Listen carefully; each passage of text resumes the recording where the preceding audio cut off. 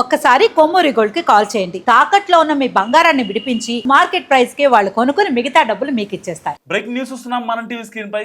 తెలంగాణలో చికెన్ ప్రియులకు ఇది నిజంగా షాకింగ్ న్యూస్. పౌల్ట్రీ కంపెనీలు ఇస్తున్న అతి తక్కువ లాభాల మార్జిన్ పై నిరసనగా రాష్ట్ర వ్యాప్తంగా చికెన్ షాపులను మూసివేయాలని వ్యాపారులు సంచలన నిర్ణయం తీసుకున్నారు. ఈ బంద్ వచ్చే ఏప్రిల్ 1 నుంచి అమల్లోకి రానుంది. ఇప్పటికే హైదరాబాద్ లోని ఉప్పల్, ఎల్బీ నగర్ వంటి కీలక ప్రాంతాల్లో చికెన్ షాపుల ముందు బంద్ కు సంబంధించిన పోస్టర్లు దర్శనమిస్తున్నాయి. తక్కువ మార్జిన్తో వ్యాపారం చేయడం అసాధ్యమని పౌల్ట్రీ కంపెనీలు ఏకపక్షంగా ధరలు నిర్ణయించడం వల్ల తాము తీవ్రంగా నష్టపోతున్నామని వ్యాపారులు ఆవేదన వ్యక్తం చేస్తున్నారు.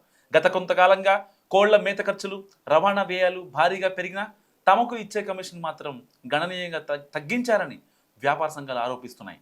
దీనివల్ల రోజువారీ ఖర్చులు కూడా వెళ్లడం లేదని, అనేక షాపులు నష్టాల్లో నడుస్తున్నాయని వారు చెప్తున్న పరిస్థితి.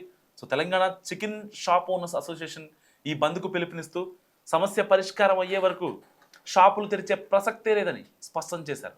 సో ప్రభుత్వం వెంటనే జోక్యం చేసుకుని పౌల్ట్రీ కంపెనీలతో చర్చలు జరపాలని కూడా వాళ్ళు డిమాండ్ చేస్తున్నారు. మరోవైపు ఈ బంద్ ప్రభావం సామాన్య వినియోగదారులపై తీవ్రంగా పడే అవకాశం ఉంది. ఇప్పటికే అంతర్జాతీయ పరిస్థితుల వల్ల గ్యాస్, పెట్రోల్ ధరలు పెరిగి సామాన్యులను ఇబ్బంది పెడుతుంటే ఇప్పుడు చికెన్ సరఫరా కూడా నిలిచిపోతే ధరలు మరింత ఆకాశాన్ని తాకొచ్చు. ముఖ్యంగా హోటల్స్, రెస్టారెంట్స్ ఈ బంద్ వల్ల తీవ్ర ఇబ్బందులు ఎదుర్కోవాల్సి వస్తుంది. ఒకవేళ ప్రభుత్వం త్వరగా స్పందించి ఈ వివాదాన్ని పరిష్కరించకపోతే రాబోయే రోజుల్లో ఈ ఆందోళనలు మరింత ఉధృతమయ్యే సూచనలు కనిపిస్తున్నాయి. సో ప్రస్తుతం కిలో చికెన్ రేట్ 360 రూపాయల నుంచి 380 రూపాయలుగా ఉంది. సో ఇలాంటి నేపథ్యంలో ఇటు షాప్ యజమానులు ఎవరైతే ఉంటారో వాళ్ళందరూ కీలక నిర్ణయం తీసుకున్నారు. సో హైదరాబాద్ నగరంలో చికెన్ వ్యాపారం కీలక మలుపు తిరిగే సూచనలు కనిపిస్తున్నాయని చెప్పాలి. లాభాలు తగ్గిపోవడంతో చికెన్ షాప్ యజమానులు ఆందోళనకు దిగుతున్నారు. ఈ నేపథ్యంలో ఏప్రిల్ 1 నుంచి మరికొద్ది గంటల్లో నగరంలోని చికెన్ దుకాణాలు మూతపడుతున్నాయి. సో పలు చోట్ల కనిపిస్తున్న పోస్టర్లు ఈ పరిస్థితిని అద్దం పడుతున్నాయి. సో పౌల్ట్రీ కంపెనీలు సరిపడా లాభ మార్జిన్లు ఇవ్వడం లేదని, దాంతో వ్యాపారం కొనసాగించడం కష్టంగా మారిందని వ్యాపారులు గగ్గోలు పెడుతున్న పరిస్థితి. సో పెరుగుతున్న ఖర్చులు, తగ్గుతున్న ఆదాయం మధ్య చిక్కుకొని షాపులు నడవటం భారంగా మారిందని వారు ఆవేదన వ్యక్తం చేస్తున్నారు. అండ్ ట్రాన్స్పోర్ట్లో కూడా కొన్ని కోళ్ళు ఈ వేడికి చచ్చిపోతున్నాయని, ధరలు పెరిగినా దాన్ని మేనేజ్ చేయలేకపోతున్నామంటూ షాప్ ఓనర్స్ ఆవేదన వ్యక్తం చేస్తున్న పరిస్థితి. ఈ సమస్యలపై నిరసనగా తెలంగాణ చికెన్ షాప్ యజమానుల సంఘం బంద్కు పిలుపునిచ్చింది. లాభ మార్జిన్లు పెంచే వరకు ఈ బంద్ కొనసాగుతుందని కూడా స్పష్టం చేసింది. దీంతో నగరంలో చికెన్ సరఫరాపై ప్రభావం పడే అవకాశం ఉంది. సో ఇదిలా ఉంటే గుడ్లు ధరలు కూడా చాలా తగ్గాయి. నగరంలో గుడ్ల ధరలు ఇటీవల రోజుల్లో చాలా అంటే చాలా తగ్గాయి. అంతర్జాతీయ పరిణామాలే దీనికి ప్రధాన కారణంగా కనిపిస్తున్నాయి. ఇరాన్, ఇజ్రాయెల్, అమెరికా మధ్య కొనసాగుతున్న యుద్ధ పరిస్థితుల వల్ల పశ్చిమాసియా దేశాలకు గుడ్ల ఎగుమతులు దెబ్బతిన్నాయి. భద్రతా ఆందోళనలు, రవాణా మార్గాల అంతరాయం కారణంగా పోర్టులు, విమానాశ్రయాలు పూర్తి స్థాయిలో పనిచేయలేకపోతున్నాయి. సో దీంతో భారతదేశం నుంచి గుడ్ల ఎగుమతులు కొన్ని ప్రాంతాల్లో పూర్తిగా నిలిచిపోయాయి. ఎగుమతులు ఆగిపోవడంతో స్థానిక మార్కెట్లో సరఫరా పెరిగి ధరలు ఒక్కసారిగా పడిపోయాయి. ఒకవైపు చికెన్ షాపుల బంద్, మరొకవైపు గుడ్ల ధరలు పతనం. ఈ రెండు పరిణామాలు నగరంలో పౌల్ట్రీ రంగాన్ని ప్రభావితం చేస్తున్నాయి.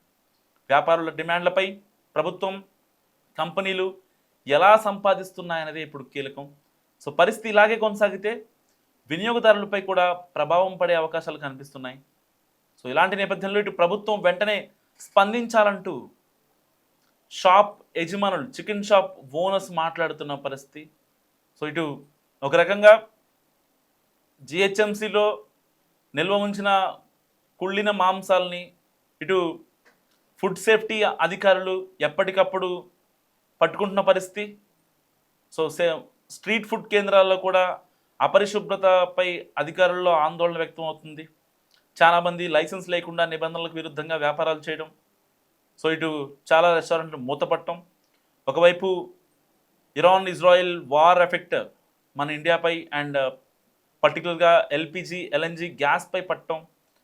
దానివల్ల హోటల్స్, ఈ యొక్క క్యాటరింగ్ రంగం పూర్తిగా ఢమాల్ అవ్వడం మనందరం చూస్తున్నాం. సో ముక్క లేనిదే ముద్ద దిగని మాంసాహార ప్రియులు గ్రేటర్ హైదరాబాద్లో పెద్ద సంఖ్యలో ఉంటారు.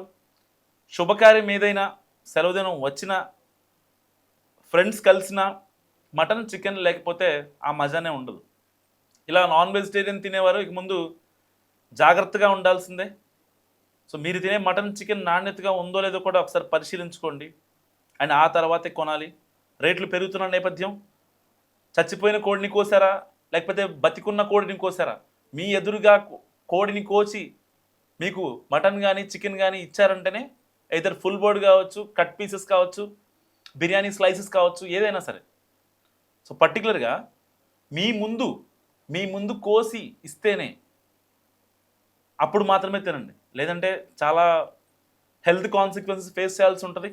ఎందుకంటే ఇది సమ్మర్, సో దట్టు హీట్ ఎక్కువ ఉంటుంది.